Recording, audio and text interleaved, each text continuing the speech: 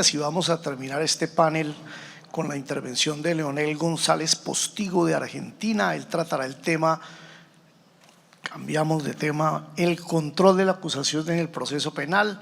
Leonel es doctorando en Derecho de la Universidad de Buenos Aires, Argentina, con máster en Derecho Penal y Procesal Penal de la Universidad de York en Canadá. Bienvenido, Leonel. Muchas gracias, Ulises. Muy buenas tardes a todas y a todos.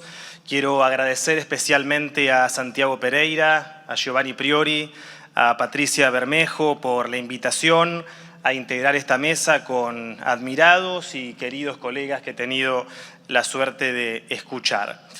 Esta mesa nos interpela con la pregunta «Un nuevo sistema procesal para Iberoamérica». Y yo quiero partir destacando la importancia de pensar el futuro, pero con la conciencia de lo que hemos recibido. Nosotros en Argentina tenemos una larga tradición en el proceso penal que empieza con Jofré, luego con Vélez Mariconde, con Mayer, luego con Binder, y el desafío, por lo tanto, es dar continuidad a esta escuela, innovando, pero sin desconocer lo anterior.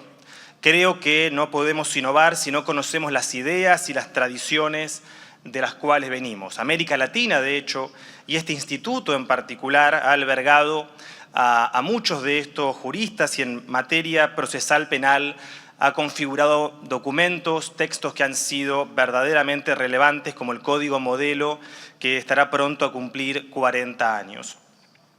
En este sentido, quiero concentrarme en un tema en particular, que es el control de la acusación en el proceso penal acusatorio y adversarial, que como todos y todas ustedes saben, se ha implementado ya en los últimos 30 años en nuestra región.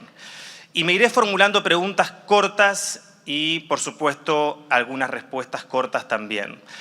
Primer pregunta, ¿de dónde venimos? ¿Cuáles son los antecedentes de esta institución? Si miramos los grandes momentos procesales de nuestra historia y las principales tradiciones jurídicas, veremos que en todos estos momentos el control de la acusación tuvo como función proteger el juicio oral, valorizar el juicio oral. Por ejemplo, si miramos la tradición jurídica de Occidente y sus dos momentos principales, por ejemplo, el procedimiento romano, ya Goldschmidt nos mostraba la estructura bifásica del derecho procesal romano y cómo la estructura conducida por el pretor tenía como objetivo entregarle a quien iba a resolver un caso que haya sido controlado previamente. En la Revolución Francesa, Mayer nos muestra que en el Consejo de Estado posterior a la Revolución Francesa hubo múltiples debates sobre los institutos que iban a configurarse para el nuevo proceso penal. Uno de esos debates tuvo que ver con la etapa intermedia, la pulseada entre el jurado de acusación, que fortalecía el modelo del juicio por jurados, o por el contrario el modelo que se impuso, que era la revalorización del juez y por lo tanto la conformación de una cámara de consejo y una cámara de la acusación que le dio sostenibilidad por mucho tiempo a la figura del juez de instrucción. Si miramos la tradición anglosajona, vamos a ver que tanto en el derecho inglés como en el derecho estadounidense, la acusación siempre se concibió como un acto limitante de la persecución penal. Sin ir más lejos, las conocidas reglas de evidencia es un cuerpo de institutos y de reglas que le ponen límites a la persecución penal. Por lo tanto, esta primera pregunta, ¿de dónde venimos? ¿Cuáles son los antecedentes del control de la acusación? Vamos a ver que en todas las tradiciones su objetivo estuvo puesto en la protección del juicio oral. En la tradición jurídica de Occidente como base para una decisión judicial legítima, en la tradición anglosajona como un acto limitante de la persecución penal. ¿Cuál es el problema que tenemos y que vuelve a este tema todavía muy actual y que nos interpela para seguir discutiéndolo?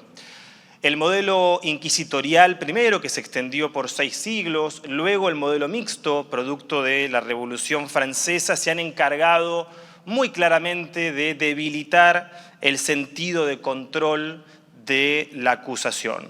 No hace falta irnos tan atrás. Si miramos el Código Modelo, por ejemplo, de fines de la década del 80, es un código que marca un enorme avance porque retoma este instituto, pero lo condiciona a un principio que es el principio de producción oficiosa del juez, en lo que luego conocimos como la instrucción suplementaria en el juicio oral. Un enorme avance, pero debilitando la instancia de control y revalorizando la figura del juez. ¿Qué ocurre hoy en nuestra región latinoamericana? Voy a dar algunos ejemplos tan solo para graficarlo y desde ya en función de los límites que impone el tiempo. El caso de Bolivia. Bolivia hace 10 años atrás, luego de un código de 1999, eliminó la audiencia de etapa intermedia en una ley que se conoció como Ley de Descongestionamiento del Sistema Penal. Producto, palabras más menos, que se trataba de una audiencia incómoda, burocrática, que requería mucho tiempo. El caso de Chile, que cumple este año 25 desde la entrada en vigencia del modelo acusatorio y adversarial. Los últimos estudios en los que he participado nos muestran que la audiencia de etapa intermedia duraba en promedio 37 minutos, hoy dura alrededor de 15. Y esto se ha vuelto más que una práctica sofisticada, una práctica burocrática, principalmente de lectura del escrito de la acusación.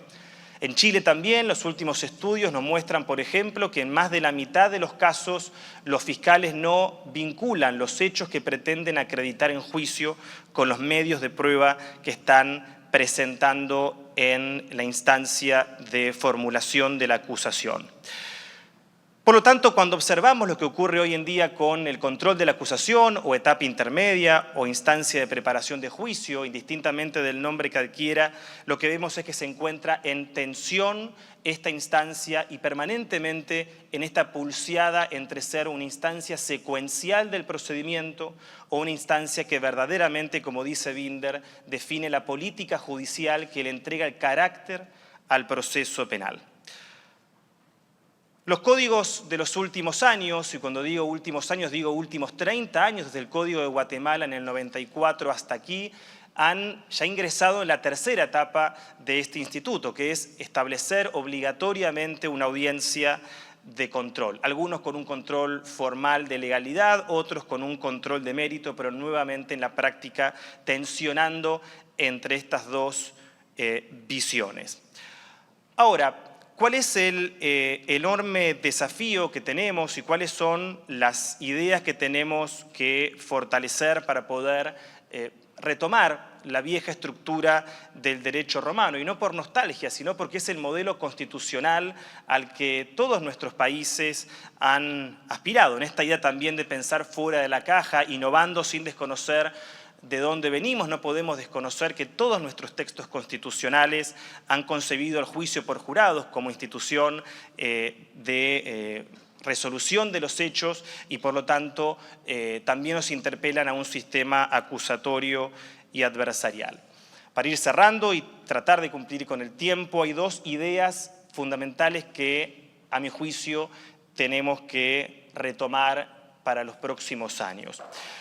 En primer lugar, fortalecer el carácter de control de la judicatura de garantías y, por lo tanto, su rol proactivo en la audiencia de etapa intermedia. Todavía estamos muy entrampados en una idea, en mi opinión, muy burocrática del principio de imparcialidad en la audiencia de control de la acusación, entender que un juez que pregunta, que controla, es parcial, es una lectura muy tensionada con el modelo mixto. Hemos abandonado al juez de instrucción, pero eso no implica que el juez de garantías o la jueza de garantías deba ser una figura pasiva alejada del conflicto. Por el contrario, es un juez que está buscando proteger el juicio y que a juicio oral ingrese el mejor caso posible, porque la mejor decisión posible va a surgir del mejor litigio posible. Y unido a ello, el carácter absoluto de la carga de la prueba en el acusador. Un instituto que en materia penal es estructural del sistema acusatorio. No hay sistema acusatorio si no hay una carga de la prueba absoluta, no relativa, no colaboracionista entre el juez y la acusación. Y la segunda idea, que también me parece relevante, tiene que ver con comprender que las reglas de la litigación son el instrumento de construcción de la verdad. En un modelo acusatorio y adversarial donde la carga de la prueba se le exige siempre y sin condiciones al acusador. Las reglas del litigio son la forma en que se construye y controla la verdad. No se construye en la individualidad del juez, la mejor decisión no surge del mejor juez posible, sino de la mejor litigación posible. Y esta idea me parece que es sumamente relevante para fortalecer la instancia de control y la carga de la prueba. Finalmente, y con esto sí voy cerrando, no me puse el cronómetro, pero más o menos son los 10 minutos. Me gustaría resaltar que la justicia penal, lo sabemos, es un campo social en permanente tensión. Ya hemos aprendido en estos años que la reforma al proceso penal no implica reemplazar un código por otro. Hemos aprendido que todos los días tensionamos entre diferentes modelos procesales que explican el funcionamiento de la justicia penal y por lo tanto estas ideas que legalmente, que normativamente están saldadas, más bien hoy pensando fuera de la caja, pensando cuál es el sistema del futuro, nos interpelan desde el campo de la práctica. Una contracultura acusatoria significa que todos los días abonemos a esta idea de control, retomando de dónde venimos, reconociendo el impacto y la influencia del modelo inquisitorial y mixto y los desafíos que tenemos para el fortalecimiento de estas aún jóvenes reformas. Muchas gracias a todos y a todas.